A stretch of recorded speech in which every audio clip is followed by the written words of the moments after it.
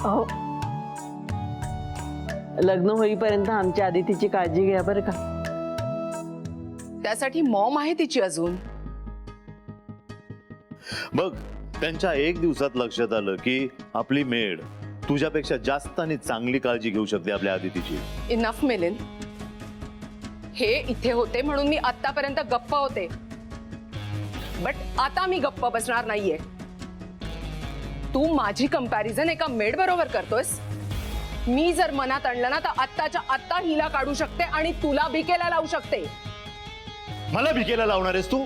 माझ्या पैशांवर उड्या मारतेस तू. मॉम डॅड प्लीज, घरात पाहुणे आले आणि तुम्ही. नो अदिती, आज या माणसाला मी याची लायकी दाखवून देणारच आहे. तू लायकी काढणार आहेस माझी? अगं, माझ्या कंपनीमध्ये तुझे 50% शेअर्स म्हणून लोक तुला विचारतात तरी. त्या शेअर्सवर माझा हक्क आहे मिलिंद. तुझ्या फॅमिलीचा त्रास सहन करून मिळवलेत मी ते. मिळवलेत? हिसकावून घेतलेस तू. पैशासाठी माझ्या खर्चांना तोडलंयस तू. हो, कारण ते लोक तसेच होते. कधी कुठे कसं वागावं त्यांना कधीच कळलं नाही. महालक्ष्मी, नीट बोल त्यांच्याबद्दल. मॉम डॅड प्लीज भांडू नका. डॅड तू तरी ऐक ना. मॉम, या विषयावर नंतर बोलूया का आपण प्लीज? हात जोडते मी तुमच्या समोर. मी आज तुला चॅलेंज करते मिलिंद. नाही तुला लवकरच रस्त्यावर आणलं तर नावाची महालक्ष्मी नाही मी. तू काय मला रस्त्यावर आणतेस? आपण वेगळे होऊ ना, तर ते 50% सुद्धा तुला देणार नाही मी. डिवोर्स नंतर मला पोटगी तर द्यावीच लागेल तुला.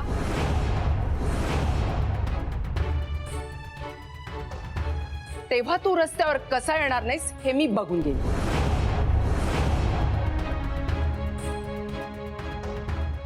अहो, हे काय बोलताय तुम्ही? नवरा बायकोनी एकमेकांना समजून घ्यायला हवं. असं रस्त्यावर याची भाषा नसते करायची. नाही, तुमचं बरोबर आहे, पण एवढी अक्कल हिला असती ना तर आमचा संसार खरंच चांगला झाला असता. पैशाची कमी नाही हो माझ्याकडे, पण संसारासाठी जो समजूतदारपणा लागतो ना तो हिच्याकडे नाहीये. अहो, तुम्ही तरी शांत व्हा. एकमेकांना समजून घ्या ना. ह्या बिचारीचा तो विचार करा.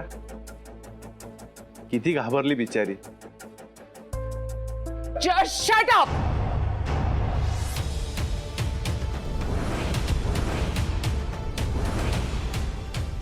तुम्ही आम्हाला शिकवू नका आम्ही काय करायचं ते. तुमच्यामुळे आमची सगळी भांडणं होत आहेत. तुम्ही आमच्या आयुष्यात आल्यापासून आमची अदिती आमच्यापासून लांब चालली आहे. तुम्ही जा माझ्या नजरेसमोरून. Get out.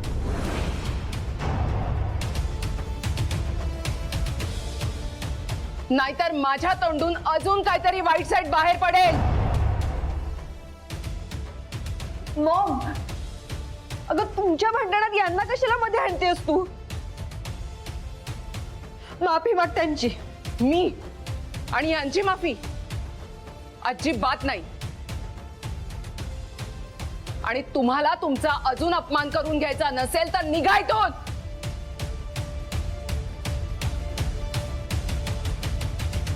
काय बोलताय तुम्ही? माफी मागायची सोडून तुम्ही त्यांचा अजून अपमान करताय. सिद्धू, मोठी बाई, ऐकणार नाहीस का माझं? हे बघ, हरकत नाही. आता ते रागात आहेत, जाऊ दे. म्हणून तुमचा अपमान करतायत ते मी सहन करून घेऊ का? सिद्धू, तुझ्यापेक्षा मोठ्या आहेत त्या. आप्पा म्हणून काय? शांत हो. चल घरी. आप्पा, वाद वाढत जातील. चल घरी जाऊया. काळजी घे पोरी. त्रास करून घेऊ नकोस. आम्ही आहोत.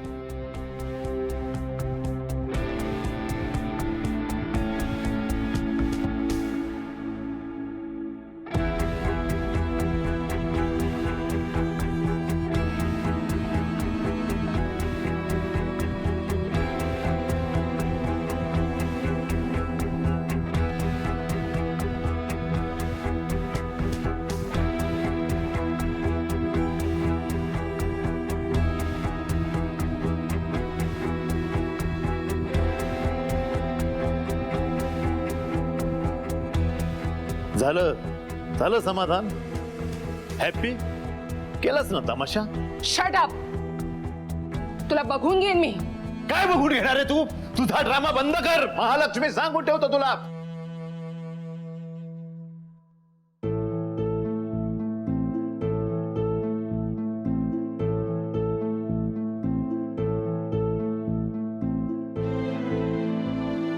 अदिती बेबी, सोन्यासारखं सासर मिळालंय तुम्हाला. ही माणसं जपून ठेवा.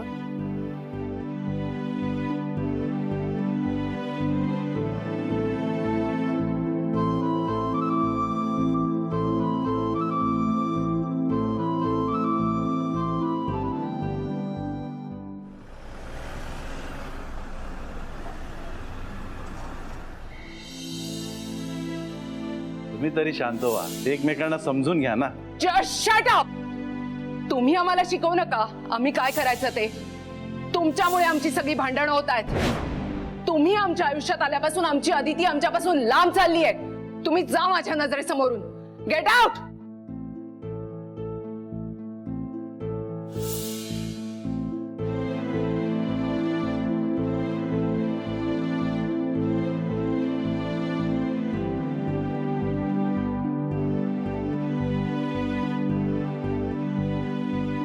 सिद्धू, सिद्धू, अरे कुठे हरवलायस? अरे लक्ष कुठे आहे तुझं? कसला विचार करतोयस बेटा? नाही काय नाही. आदितीच्या घरी जे झालं त्याचा विचार करतोयस ना? झालं ते झालं, तू नको एवढं मनाला लावून घेऊ. अरे रागात होत्या त्या, त्यांना पण त्यांच्या वागण्याचं वाईट वाटलं असेल बघ. ते आपल्या घरी आले तेव्हा तुम्ही त्यांचा मान राखलात ना. त्यांचं मन दुखू नये, त्यांना त्रास होऊ नये म्हणून किती काळजी घेतली. मोठ्या बाईला, रत्नाक्काला, ताई काकीला, नानी काकीना, पल्लू काकीला, इतकंच नाही तर बयाजीला सुद्धा त्यांच्यासाठी काय करू काय नको असं झालं होतं. पण त्यांनी मात्र तुमचा अपमान केला. अरे कसला अपमान?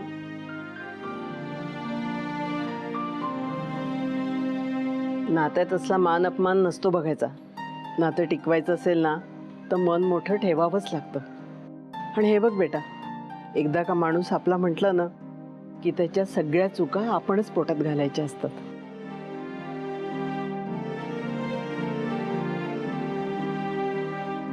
मोठी बाई आप्पा, तुम्ही खूप चांगले आहात, साधे आहात. कायम समोरच्याच्या मनाचा विचार करून नेहमी नमतं घेता. पण तुम्हाला कोण काय बोलेल हे मी सहन करून घेणार नाही, मग ते कोणी असो. सिद्धू, अरे तुझे ते होणारे सासू सासरे आहेत, असं नाही बोलायचं. आम्ही सगळं विसरलोय, तू सुद्धा सगळं विसर. सोडून दे तो विषय. काय झालं आप्पा? आई बापाला कोणी काही बोललं तर तुला वाईट वाटतं, हे बघून बरं वाटलं बघ. भीती वाटत होती आम्हाला की शहरात गेल्यानंतर मुलगा विसरतो की काय आम्हाला. हे अगं नाश्ता देते की नाही? पोटात कावळे ओरडायला लागलेत. हो हो आणते.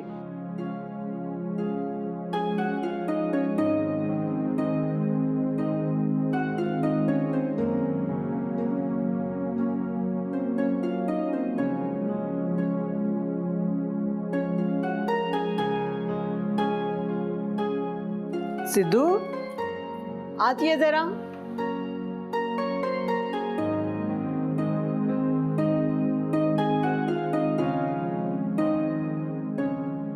अरे कसे राहता तुम्ही? घरातलं सगळं संपत आलंय आणि भूक लागली तर काय खाता? आणि घरचे कांदे आणि पोहे दिले होते, कुठे गेले सगळे? मोठी बाई, माझ्यासोबत माझे मित्र पण राहतात, त्यांनी संपवले असतील. हो का? तुमच्यात कोण बनवतं पोहे? कोणीच बनवत नाही. कच्चेच खातात चहा बरोबर. त्यांना आपल्याकडचे पोहे खूप आवडतात. बरं कुठे गेले ते सगळे मित्र?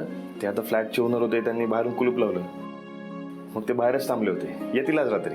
येऊ देत, सगळ्यांसाठी छान जेवण करते. आणि काय रे, तुम्ही नीट जेवण बनवता ना की काही बनवून खाता? जाऊ दे, तुझ्या किचनची अवस्था बघून कळतंय सगळं. बरं असं कर, कांदे आणि पोहे घेऊन ये. थांब, पिशवी देते हा. आणि आत्ता पुरते सांग, घरी गेले ना कांद्याच्या माळाच पाठवून देते.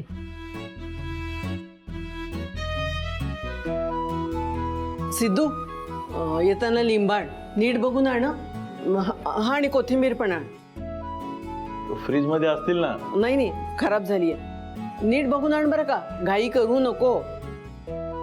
आणि हा, मुगाची डाळ आण, सगळी संपलीये. आणि भांडी घासायचा काथ्या पण घेऊन ये. मोठी बाई अगं कात्या आहे. अरे तो पुरणार नाही, खूप भांडी घासायची आहेत. आणि आणि शेवयांचं पाकिट आण, आणि 2-3 बिस्किटचे पुढे पण आण. अगं सगळा बाजार आणायला सांगतेस की काय? खूप उशीर होईल त्याला. झालाच पाहिजे. नाही म्हणजे झाला तर काय ना, हे बघ, पैसे नीट मोजून दे आणि मोजून घे. घरी यायची घाई करू नको. नाही म्हणजे गाड्या आहेत ना रे खूप, मुंबईत खूप गाड्या आहेत ना हो. अगं मी तुझ्या सोबत आलोय मुंबईला. बरं येऊ का? अरे राहू दे दरवाजा.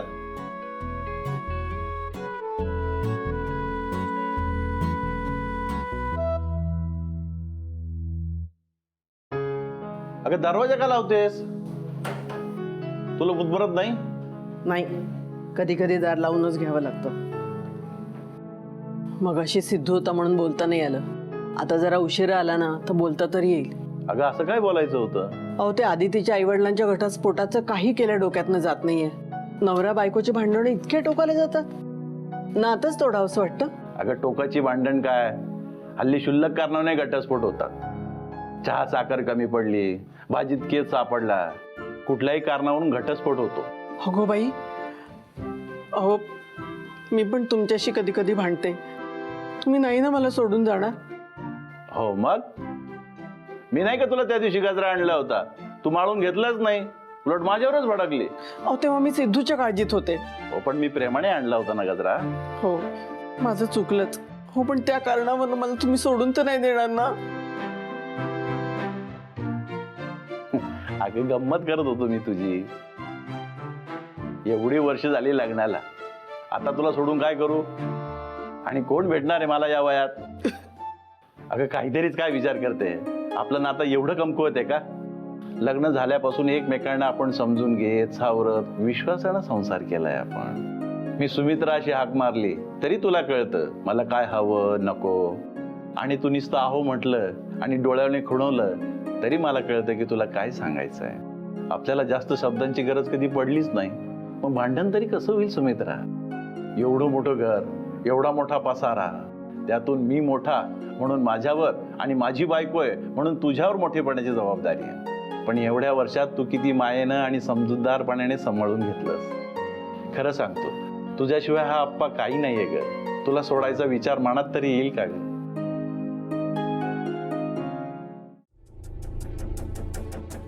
एक दिवस, फक्त एक दिवस तुम्ही तुमच्या मुलीसाठी शांत नाहीच ना राहू शकत? माझ्या आयुष्यापेक्षा, माझ्या आनंदापेक्षा तुम्हाला तुमची भांडणं, तुमचा इगो जास्त महत्वाचा आहे, हो ना? कधीतरी माझ्या पण मनाचा विचार करा ना. आजपर्यंत तुम्ही दोघं तुमचं आयुष्य जगत आलाय. नाही मला मान्य आहे ना, मला सगळं दिलं तुम्ही. वस्तूंच्या बाबतीत काहीच कमी पडू दिलं नाही तुम्ही. पण वस्तू देणं, पैसा देणं म्हणजे प्रेम देणं नाही हे कधी कळणार आहे तुम्हाला? आणि तुम्ही भांडलात ते भांडलात, मग तिच्या आई वडिलांना मध्ये घ्यायची काय गरज होती? किती साधी सरळ चांगली माणसं आहेत ती. त्यांचा अपमान करून घरातनं पाठवलंस त्यांना. तुमच्या डिवोर्स बद्दल पण कळलं त्यांना. मला सांगायचंच होतं त्यांना, पण हे असं नाही तर कसं जाणार आहे मी त्यांच्या समोर? आणि काय सांगू त्यांना? माझ्या आई वडिलांना माझी काळजीच नाही आणि ते असेच आहेत. त्यांना दुसऱ्याच्या मनाचा विचारच नाही करता येत कधी. नाही हे सांगायची पण गरज नाही, कारण जे काही आहे ते त्यांनी स्वतःच्या डोळ्यांनी बघितलं.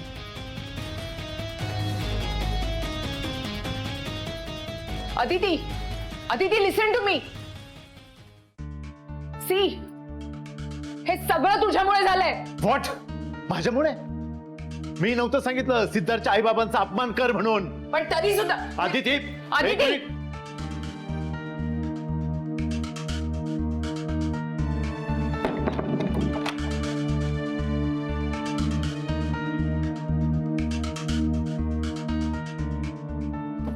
अदिती,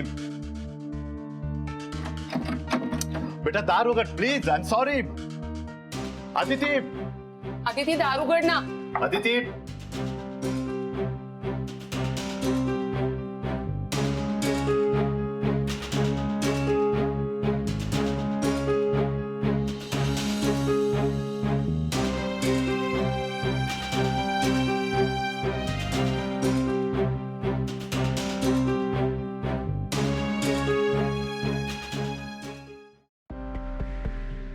अदितीला फोन करू का? या सगळ्यामुळे मी एवढा डिस्टर्ब झालोय तर तिची काय अवस्था झाली असेल?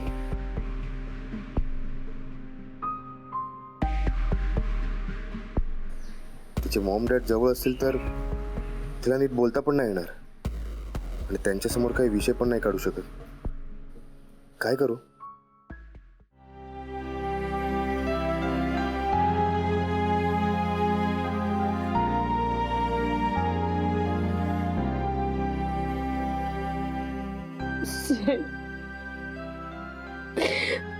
सॉरी, काहीच कळत नाहीये कसं बोलू तुझ्याशी. पप्पा आणि मोठे बहिणा काय म्हटलं असेल? त्यांचं माझ्याबद्दलचं मत तर बदललं नसेल ना? नाही नाही, काय विचार करतेस तू? पप्पा आणि मोठे भाई समजून घेतील तुला. खूप चांगले आहेत ते दोघं. ते दोघंच काय, सीट, तुझ्या घरातली सगळी माणसं खूप चांगली आहेत. आणि माझ्या घरी सीट, मला तुझ्या जवळ असावं असं वाटतं. तुझ्या बरोबर बोलावं असं वाटतं.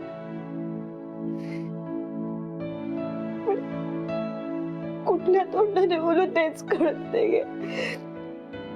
तुला फोन कसं करू, काय बोलणार मी फोनवर, काहीच कळत नाहीये मला.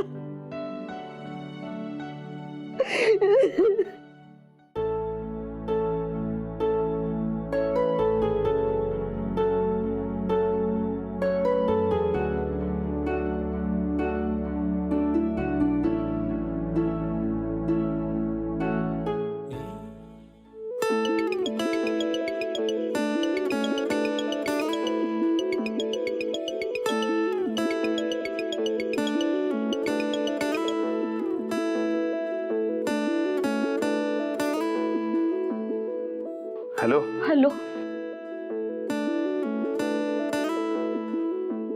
Aditi, I love you sed.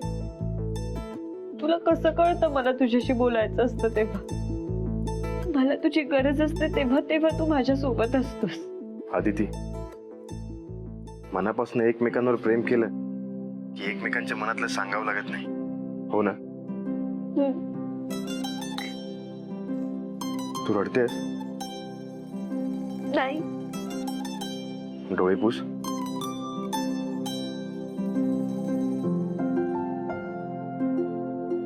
Aditi, मला सगळं कळतंय. मी कायम तुझ्या सोबत आहे. तू अशी डिस्टर्ब होऊ नकोस. कितीही काही झालं तरी मी आहे, हे कायम लक्षात ठेव. I love you sed. I love you more.